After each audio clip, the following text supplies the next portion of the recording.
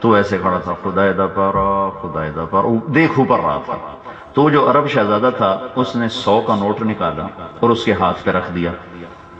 تو اوپر دیکھ رہا تھا، جب اس کا یہاں آیا نا نوٹ، اب میں یہ غور سے دیکھ رہا تھا اس کا، تو اس نے یوں کیا، پھر اس نے ایسے دیکھا، شاباش، اور دوڑ لگائی، وہاں سے بھاگا، پیچھے مڑ کے نہیں دیکھا کہ اس کو تو پورے ہفتے کی کمائی مل گئی نا۔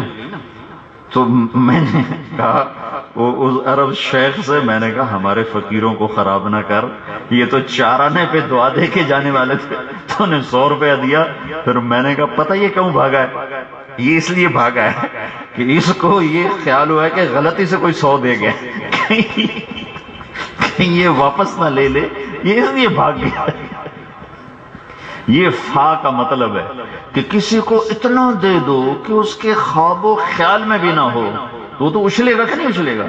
تو میرا اللہ کہہ رہا میرے محبوب، فا ترضا، میں تیرے لیے وہ کچھ تیار کر کے بیٹھا ہوں کہ جب تو دیکھے گا نا تو بالکل میرے اوپر راضی ہو جائے گا۔ اللہ کہہ رہا میرے اوپر راضی ہو جائے۔ آئے ہائے ہائے، تو میرے بھائیوں، بھئی یہ تبلیغ کا کام ہے کہ اللہ کو راضی کرو اللہ کے رسول کے طریقے پر، اس کو تبلیغ میں سیکھو۔ اس کو تو یہ گھر بیٹھے ملتا نہیں، سیکھنا پڑتا ہے۔ ایک حصہ عبادت ہے جس میں نماز سب سے اعلیٰ درجے کی چیز ہے، کہ نماز کے لیے حضرت حسین نے جنگ روکی ہے، نماز نہیں چھوڑی۔ آدھے لڑے ہیں، آدھوں نے نماز پڑھی ہے، کہ جب ظہر کی نماز کا وقت داخل ہوا تو آپ نے زہیر بن قین کو، لڑائی میں بھی نماز کا دھیان ہے، سورج پہ نظر ہے کہیں نماز قضا نہ ہو جائے۔ شکارپور والوں کو پیغام دینا ہے کہ نمازیں یوں پڑھی جاتی ہیں، سورج پہ نظر ہے یا ڈھلا ہے، اتنی خوفناک جنگ ہے کہ سر کی بازی لگ چکی ہے، لیکن نماز ایسا فریضہ ہے کہ نظر سورج پر ہے یا ڈھلا۔ تو زہیر کو بلا کر فرمایا تو شمر سے کہو تھوڑی دیر جنگ روکے، مجھے نماز پڑھنا ہے، پھر جو مرضی کرنا ہے کر لیں۔ تو زہیر رضی اللہ تعالیٰ نے گھوڑا آگے بڑھا کر کہا جنگ روکو، نماز پڑھنی ہے۔ اس بدبخت نے کہا ہم جنگ بند نہیں کریں گے، تمہیں نماز میں بھی ماریں گے۔ تو انہوں نے واپس آ کر کہا جی وہ بند نہیں کر رہے جنگ، کہا پھر ایسا کرو آدھے نماز پڑھو آدھے جنگ کرو، اور پیغام دے دو پولیس والوں کو، فوج والوں کو، تاجروں کو، زمینداروں کو کہ جی نہیں پڑھی گئی، ڈیوٹی تھی نہیں پڑھی گئی، گاہک زیادہ تھے نہیں پڑھی گئی، فیصلے کر رہا تھا نہیں پڑھی گئی، الیکشن کمپین میں تھا نہیں پڑھی گئی۔ تو حسین سے زیادہ عاجز تو نہیں تھا، کس حال میں اس نے سجدہ دیا ہے، تاریخ نے ایسے نمازی دیکھے ہی نہیں، سینے ابل رہے ہیں اپنے خون سے، ہاتھ پاؤں زخمی ہیں، سر پھٹے ہوئے ہیں، اور اللہ اکبر، نقش توحید کا ہر دل پہ بٹھایا ہم نے، زیر خنجر بھی یہ پیغام سنایا ہے۔ آ گیا عین لڑائی میں اگر وقت نماز، قبلہ رو ہو کے کھڑی ہو گئی قوم حجاز، ایک ہی صف میں کھڑے ہو گئے محمود و ایاز، نہ کوئی بندہ رہا اور نہ کوئی بندہ نواز۔ یہ سبق دیا حسین رضی اللہ تعالیٰ عنہ نے کہ نماز وہ فریضہ ہے جو سولی پہ لٹک کر بھی ادا کیا جاتا ہے۔ تم شکارپور والے گھر بیٹھے نہیں پڑھتے۔ تو میرے نبی کی زندگی کے 2 شعبے ہیں، ایک عبادات ہے جس میں نماز سب سے اعلیٰ درجے کی چیز، اس میں روزہ بھی ہے، زکوٰۃ بھی ہے، حج بھی ہے۔ دوسرا حصہ اخلاق ہیں جو بندوں سے متعلق ہیں، اخلاق، اس میں ماں باپ، بیوی، بہن، بھائی، بچے، جان مال، عزت آبرو کی حفاظت۔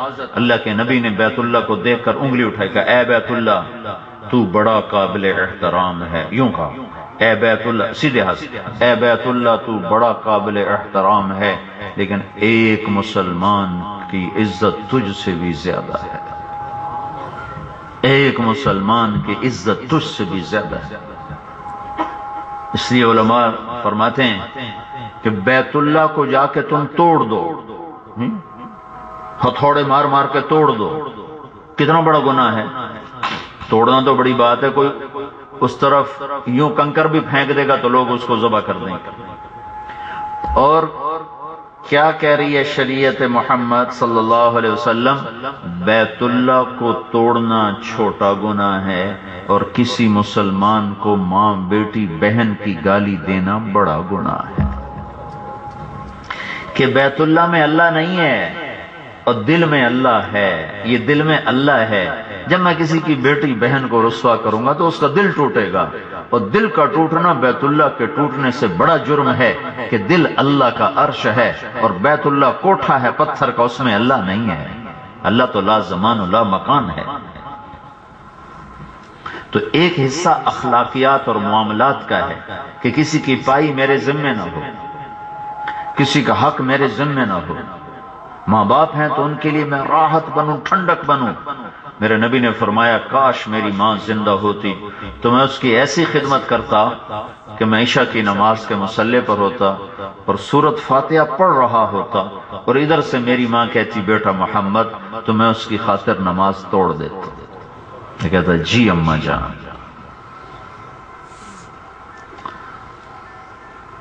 آپ سے پوچھا گیا یا رسول اللہ قیامت کب آئے گی؟ آپ نے فرمایا اللہ کو پتا ہے۔ کہ یا رسول اللہ کوئی نشانی تو بتائیں؟ تو آپ نے فرمایا جب ماؤں کو ذلیل کیا جائے گا تو قیامت آ جائے گی۔ جب شکارپور میں ماں ذلیل ہوگی تو قیامت آ جائے گی۔ آپ کا باپ تیری جنت کا دروازہ ہے، خدمت کرے گا تو یہ دروازہ کھلے گا، تو جنت میں جائے گا۔ دل توڑ دیا تو تیرے لیے یہ دروازہ ہمیشہ کے لیے بند ہو جائے گا، کبھی جنت میں نہ جا سکے۔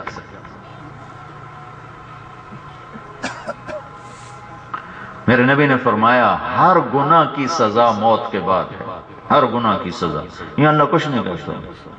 ایک آدمی شراب پیتے مر جاتا ہے، جوا کھیلتے مر جاتا ہے، زنا کرتے مر جاتا ہے، نمازیں چھوڑتے مر جاتا ہے، یہاں کچھ نہیں کہتا۔ اللہ کے نبی نے فرمایا صرف ایک جرم ایسا ہے جس کی سزا دنیا میں بھی ملتی ہے اور موت کے بعد بھی، وہ ہے ماں باپ کی نافرمانی، ماں باپ کو دکھ دینا۔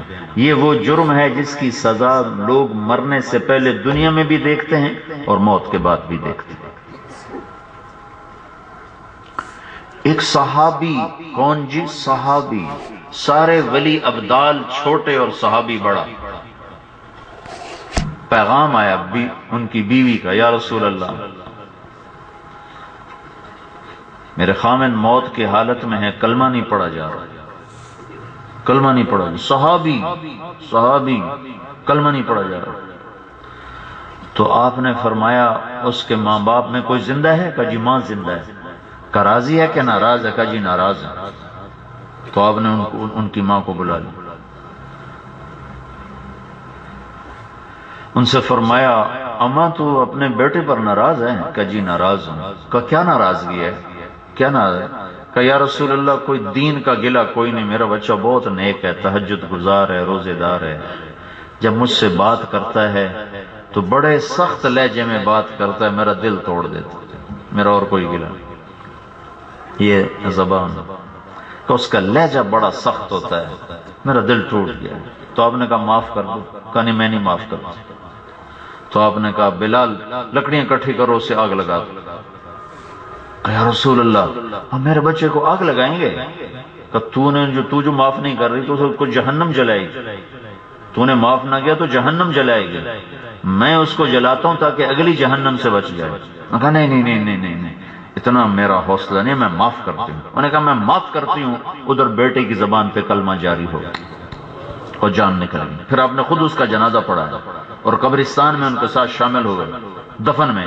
پھر آپ نے سب سے کہا سن لو، جس نے ماں باپ کو دکھ دیا اس پہ اللہ کی لعنت، فرشتوں کی لعنت، زمین آسمان کی لعنت، نہ اس کی نماز قبول ہے، نہ روزہ قبول ہے، نہ صدقہ قبول ہے۔ یہ اخلاق سکھائے ہیں۔ تاجر کو تجارت کا ترازو پکڑایا تو صحیح تولنا، اگر تو نے صحیح تولا تو تیرا حشر نبیوں کے ساتھ ہوگا۔